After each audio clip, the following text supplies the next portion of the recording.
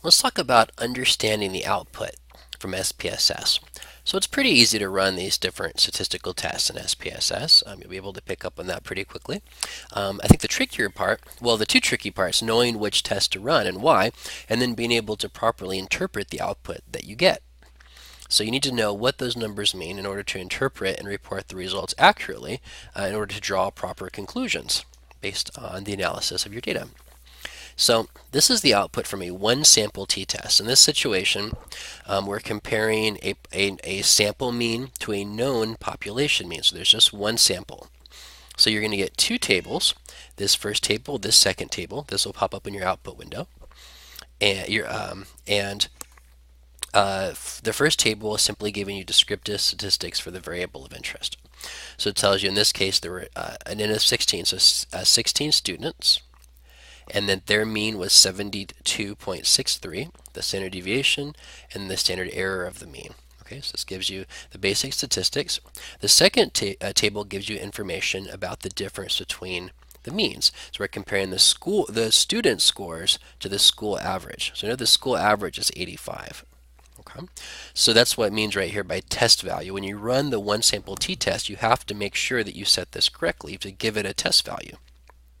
So the mean difference is the difference between the test value, 85, and the sample mean, 72. So if you take 85 minus 72.63, it'll give you negative 12.375. So that's the difference between the test value and our sample. Now, is that difference significant? Well, that's what our one sample test tells us.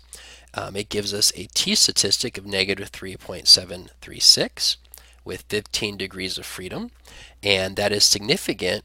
A two-tailed test of that is significant at the 0.002 level. So that's well below 0.05, so we would consider that to be statistically significant. And over here is a confidence interval of the difference. You probably remember confidence intervals from the practice problems also. So the real difference, the true difference between her class and the school's mean is somewhere between -5 and -19, somewhere in there. Because this interval does not include 0, right? It's not a positive and a negative. It's very unlikely that the difference really is 0, that the null hypothesis is true. So this would lead us to reject the null hypothesis and infer that there is a difference between her class, and her class is lower, by the way, and the school mean. So yes, her class did underperform.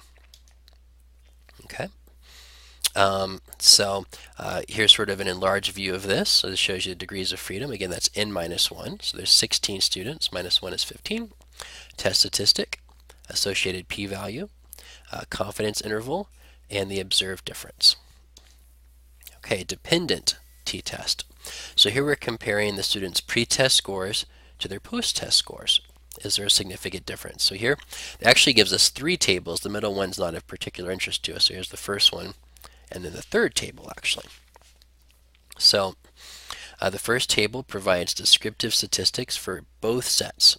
So this is from the second time it was administered. That's the post-test. The mean was 81.88. The first time was 72.63, right? So that should be familiar. That's the same as back here. This is from the first time. In both cases, n was 16. Standard deviation of both of those, standard error of the mean for both of those. So paired sample t-test, this table gives us information about the differences. So the mean difference was 9.25. So if you were to subtract 81.88 and 72.63, that should give you 9.25. The standard deviation of the difference was 10. Standard error of the mean of the difference, 2.629. And the confidence interval of the difference was 3 and 14. So the real difference between pre-test and post-test is somewhere between 3 and 14. It does not include 0, so we can be confident there really is a difference. Our t-statistic is 3.5. Degrees of freedom is 15. Significance level 0.003. So basically, there is a 0.003% chance that we would actually be a 0.3% chance, right? You move the decimal 2 over. So a 0.3% chance that we would generate this test statistic with this degrees of freedom if, in fact, the null hypothesis were true. So again, here's the enlarged view in explaining what these different statistics are. Okay. Finally, the independent t-test. So we're comparing the boys' scores to the girls' scores. So they're not linked up in any particular way. They're independent samples. We get two different tables. The top one gives us descriptives. So it gives us the N for both groups. So there's 8 males, 8 females. Again, this is from the second administration post-test. The mean for the males was 78. The mean for the girls was 85. The standard deviation for boys, standard error of the mean for boys, and then of course the same for the girls. Second table gives us information about the differences between the groups. So this is the same table here, enlarged. Okay. So this one is a little bit trickier to interpret because we have extra information we're not really going to use. So everything that's in red right here, we're basically going to ignore. So we're just going to focus in on this part of the table. So I enlarged that here. So this is the whole table, and we're just going to focus on what's in blue right here. So this is the same thing enlarged. T-test for equality of the means. So here's our test statistic. Remember, the larger the absolute value, the more significant. Degrees of freedom, this is a independent t-test, so it's n minus 2, which is 14. Significance level is 0.24, so it's not under 0.05. The mean difference is 0.65, so that's the girls minus boys. Okay, and then the standard error of the difference is 5.3. So our confidence interval is negative 17 and 5. So it does include 0, right?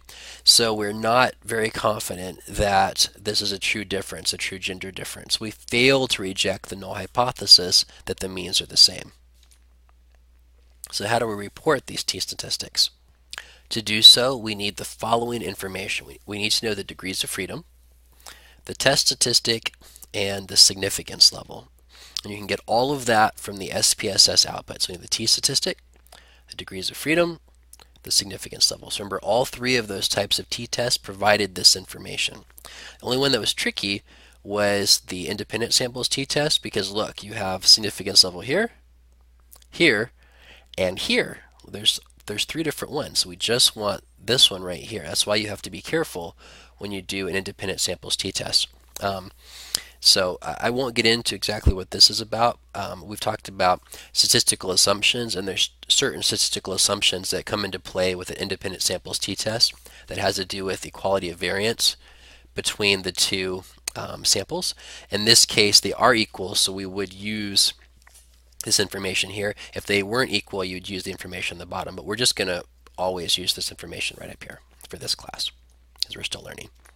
Okay, so the way we report it is like this. We put the T in italics, and then in parentheses the degree of freedom, space, equal sign, space, the T statistic rounded to the hundredths place, 3.52. Don't put 3.1518 or 3 or something, comma, space, P in italics, space, less than, space, 0.0, in this case 0.01. So we're either, it's the next highest cutoff point, 0.01, 0.05, or 0.001 is what we'll use. So this is 0.003, which is less than 0.01. It's also less than 0.05, but this is the next highest. It is not less than 0.001. And you would not put less than 0.003 or equals 0.003. We're just going to use the next highest cutoff point. When you discuss your results, you separate that with a comma. So you might say student scored significantly higher at post-test, comma, space, and then the spacing does matter, right? So in your homework assignments, watch out for that because I will take off points if it's not right. So T in italics, no space, right? Parentheses, 15, parentheses, space, equals space, statistic, round to the hundreds place, comma, space, P, space, less than, space, 0.01, period. Okay? And if you wanted to include that in the middle of a sentence, you'd have comma, that information, comma, and then the rest of the sentence. Okay, technically, there are 2 ways to conduct a t-test. We can have a one-tailed test or a two-tailed test.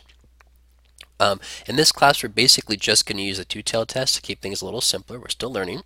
The difference is a two-tailed test, we don't have an a priori reason, that is beforehand, to suspect which mean will be higher. So with the boys and the girls, I don't know. Will the boys be higher? Will the girls be higher? I'm not sure. In a one-tailed test, you already have a strong theoretical reason to suggest that one group will be higher. So this is a more powerful test. It gives you more statistical power because you had a theory to begin with, but it's also suspicious because you get to basically double your alpha level when you use a one-tailed test. So sometimes you could report that, and if it's barely significant with a one-tailed test, somebody might think that you lied. You really didn't know which would be higher, and when you found out, you acted like you already knew just so you could report a significant test.